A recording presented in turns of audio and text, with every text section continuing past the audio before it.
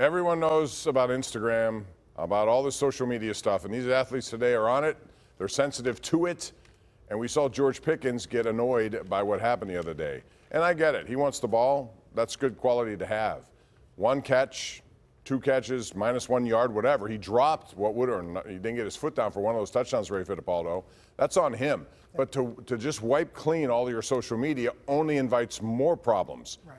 What do you take of, because a lot of people immediately are making, this another AB. I don't think it's that. No, it's this generation, though, because we went through this with Antonio Brown.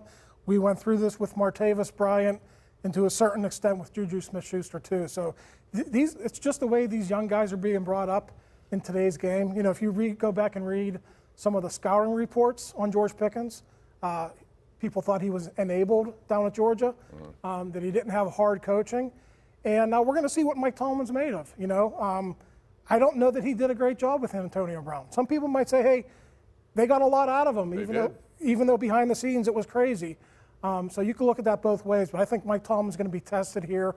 I don't think it's a huge deal, but I think it's something to watch, definitely. The more problematic thing for me, social media, whatever, I guess I have two problems with it. One was the timing of it. If it's right after the game, you can kind of chalk that up to, well, it's emotional reaction. But they won. Don't have that. Well, yes. And it was a day later. Right. You had time to think better of it, and he did not think better of it. Then in the moment, Deontay Johnson scores a touchdown, and he's too busy sulking. That's not social media. That's just like you're straight up feeling bad for yourself, and you're not wanting to celebrate your teammate or your team winning.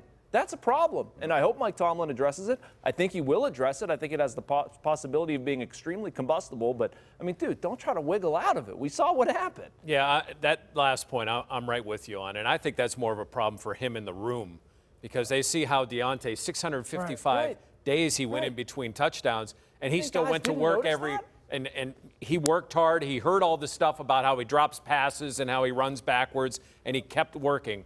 That's the problem. And I think it's a little different now than when AB started to get on social media. There's so much more of it now. I think players can tune that out, and it's not as big a deal as it may have been 10 years ago. All right. Right. Now, George Pickens had two great games, before the Jaguars game and before this most recent game. He just has to learn how to be patient.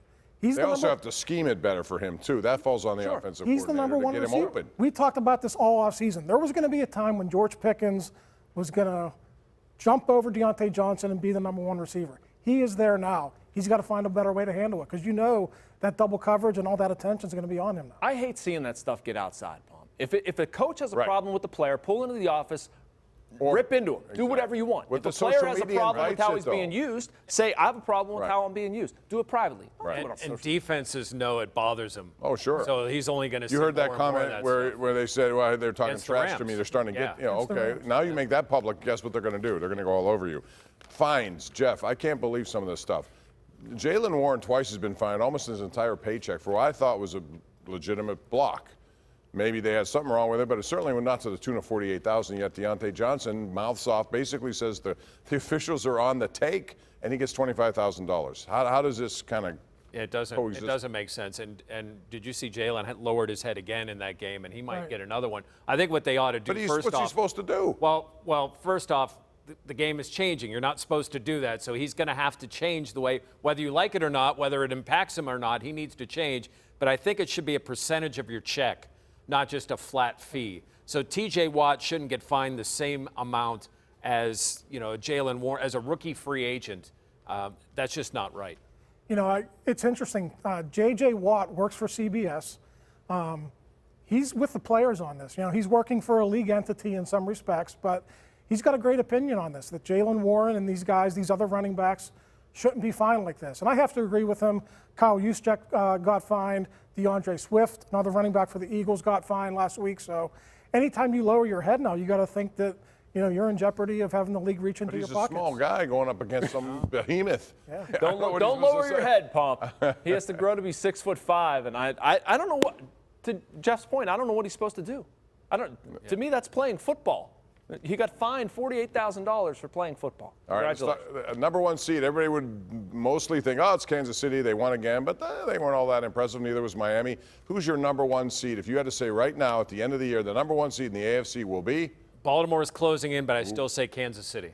I still say Kansas City. Miami, they're moving down on my board. Close with Baltimore, but I still got KC. I have the possibility of really screwing myself with this one. I'm going to go Baltimore, but I think Baltimore barely passed Kansas City, but I'm worried about Cincinnati.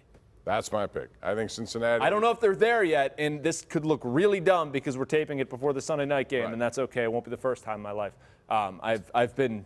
But regardless of what happens there, I still think they're trending in the right direction. They'll probably play a good game, even if they lose. So what? They're playing good football right now. Yeah. Baltimore, though, when you run the ball 300 yards against a team, I don't care who that team is, and you don't have J.K. Dobbins. Defensively is where Baltimore is, right? Because they had a problem for a couple of years sacking the quarterback. They don't have a problem with that anymore. No.